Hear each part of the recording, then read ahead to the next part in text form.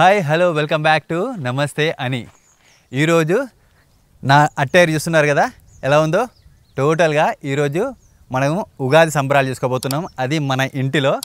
ఉగాది సంబరాలు అంటే మీకు ఐడియా ఉంది కదా, మన తెలుగు వాళ్ళు ఎంత అందంగా చేసుకుంటారో అలాంటి అన్నీ కూడా మన ఇంట్లో ఇప్పుడు మనం ఈ ఉగాది సంబరాలు చేయబోతున్నాం. ఎలా చేసుకుంటాం అనేది వీడియోలో చూద్దాం పదండి. ఇప్పటి నుంచి ఇదే నా ఇల్లు కాబట్టి ఇక ఇంట్లో ఉగాది పచ్చడి చేసుకోవాలి, మళ్ళీ పూజ చేయాలి కాబట్టి పూజా సామాన్ అయితే తీసుకొచ్చాను.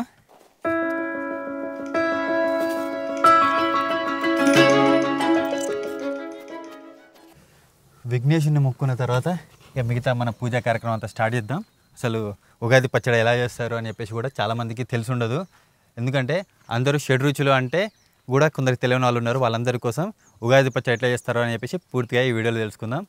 ముందుగా మన ఇంట్లో పూజ చేసుకునే ముందు మామిడి ఆకులను పూలదండలు కట్టాలి కదా. ఇదే మన ఇల్లు కాబట్టి ఇప్పటి నుంచి దీన్ని కూడా మంచిగా డెకరేట్ చేసుకోవాలి.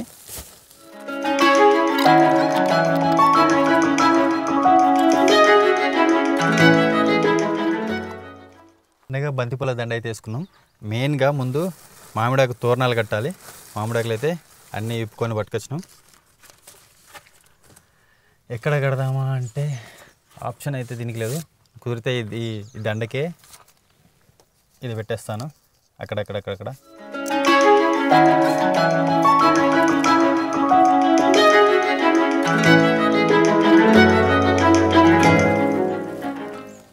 పచ్చడికి కావాల్సిన సామాన్ అయితే పట్టుకొచ్చాను. ముందుగా షడ్ రుచులు అంటే ఏంటి అనేది కూడా తెలుసుకోవాలి. షడ్ రుచులు ఏంటి అనేది ఒకటి నేను తీసి చూపిస్తాను చూడండి. మామిడి, చింతపండు, ఇది ఆల్రెడీ అన్నీ తీసి పెట్టుకున్నాను. వేప పువ్వు,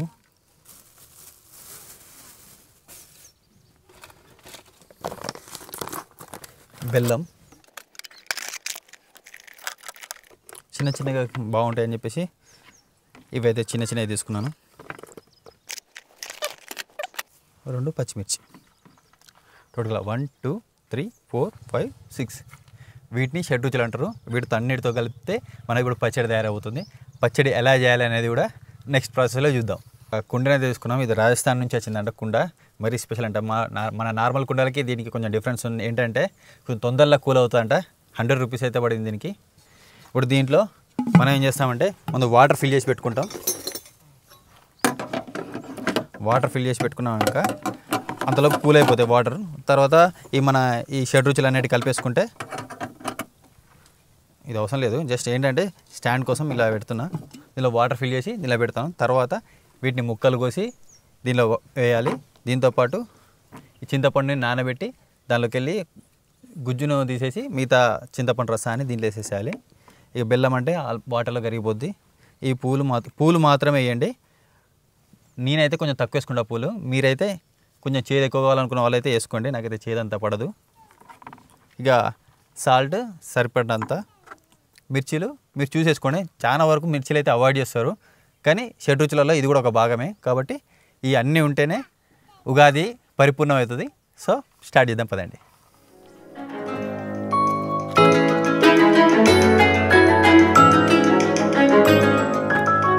ఇంత సరిపోతాం అనుకుంటాం మ్యాక్స్.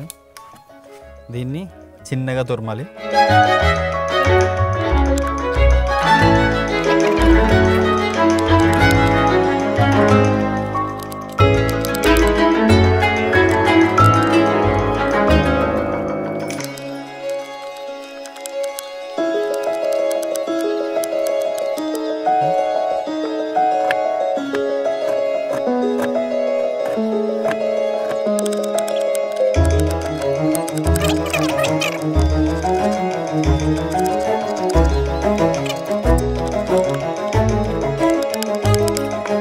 చాలా సన్నగా తరుముకోవాలి. ఎందుకంటే ఒకవేళ ఈ తాగేటప్పుడు ఇది వచ్చినా కూడా దాని టేస్ట్లో కలిసిపోతాయి, కానీ ఎక్కువ డిస్టర్బ్ చేయదు. తురుముడు కన్నా యాక్చువల్గా రోట్లో వేసి ముద్దలకే చేసినంటే చాలా బ్యూటిఫుల్గా వస్తుంది. ఆ టేస్ట్ కూడా సూపర్ అంటే సూపర్ ఉంటుంది.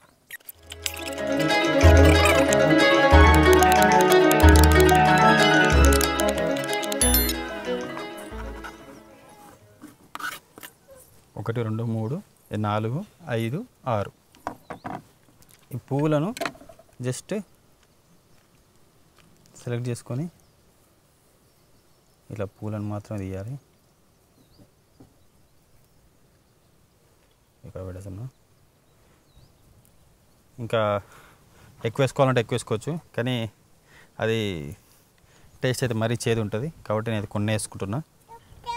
చింతపండు నానబెట్టి పిసికి పెట్టాను. ఇప్పుడు దీనిలో గుజ్జు తీసేసి పులుసు మాత్రం దీనిలో పోయాలి. రెండోది వేప పువ్వు, మూడోది ఇది మామిడికాయ ముక్కలు చేసి పెట్టాను, 4 మొత్తం తురిమి పెట్టాను బెల్లం, ఇది 5 పచ్చిమిర్చి నూరు పెడితే ఇంకా బాగుంటుంది. ఇది సాల్ట్.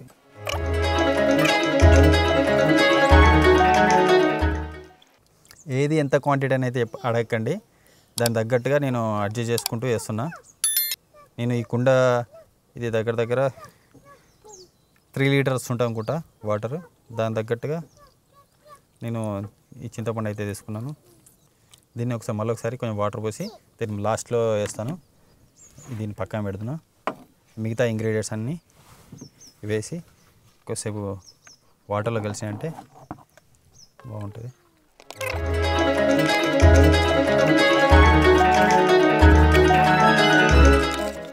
కొంచెం ఆదా వేస్తున్నాను, కొంచెం పడుతుంది అనుకుంటా.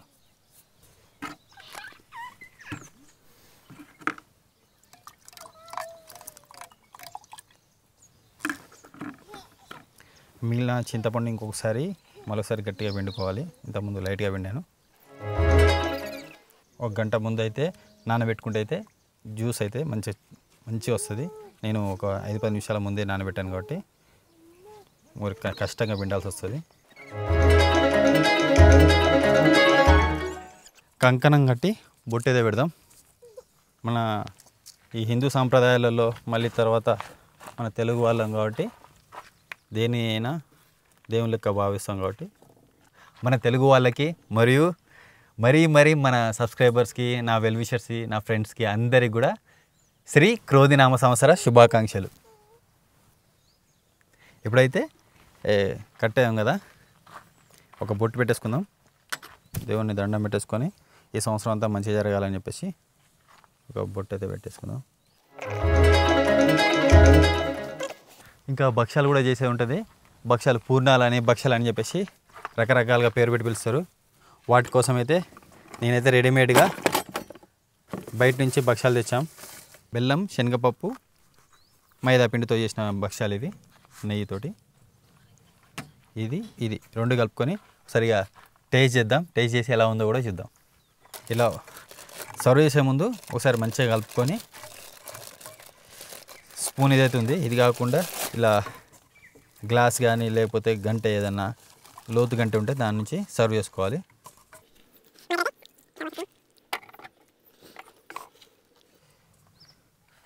ఇలా కొత్త సంవత్సరం ఉగాది పచ్చడితోటి, భక్ష్యాలతోటి స్టార్ట్ చేస్తున్నాం.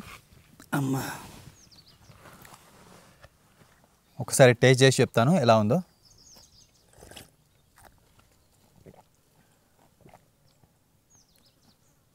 వావ్,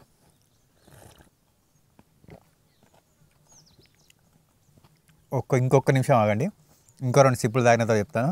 ఎందుకంటే దీనికన్నా ముందు తాగాలని అనిపిస్తుంది.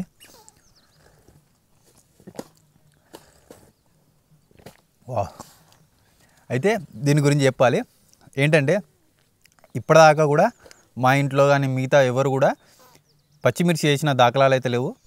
కానీ షడ్రుచులలో ఈ మిర్చి కూడా ఒకటి, అంటే కారం కూడా ఒకటి. కాబట్టి మేమైతే అన్ని షడ్రుచులు అయితే వేసాము.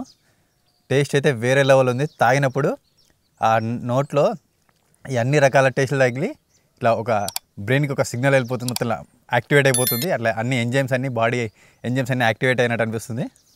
దానికైతే చాలా బాగుంది. దీంతోపాటు భక్ష్యాలు కూడా ఉంటాయి.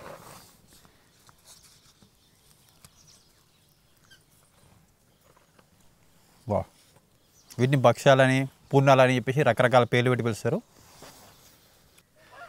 చూశారు కదా ఉగాది పచ్చడ మన హోమ్లో చేసుకుంటే ఎలా ఉందో. మన చిన్న క్యాంపర్ మినీ వ్యాన్లో మనం ఉగాది పచ్చడి చేసుకోవడం మనం ఇప్పుడే చూసాం. చాలా అంటే చాలా టేస్టీగా వచ్చింది. ఇలాంటి టేస్ట్ అయితే నేను ఇప్పటివరకు చూడలేదు. చాలా అంటే చాలా బ్యూటిఫుల్గా అండ్ టేస్టెస్ట్ డ్రింక్ ఎవర్ అన్నట్టు అంత బ్యూటిఫుల్గా వచ్చింది. ఇంకా దీంతోపాటు భక్ష్యాలు అయితే చెప్పాను కదా, మన తెలుగు అండ్ ఈ తెలంగాణ వంటలలో భక్ష్యాలు అయితే మ్యాండేటరీ. ఉగాది టైంలో భక్ష్యాలు అంటారు, కొందరు పూర్ణాలు అంటారు.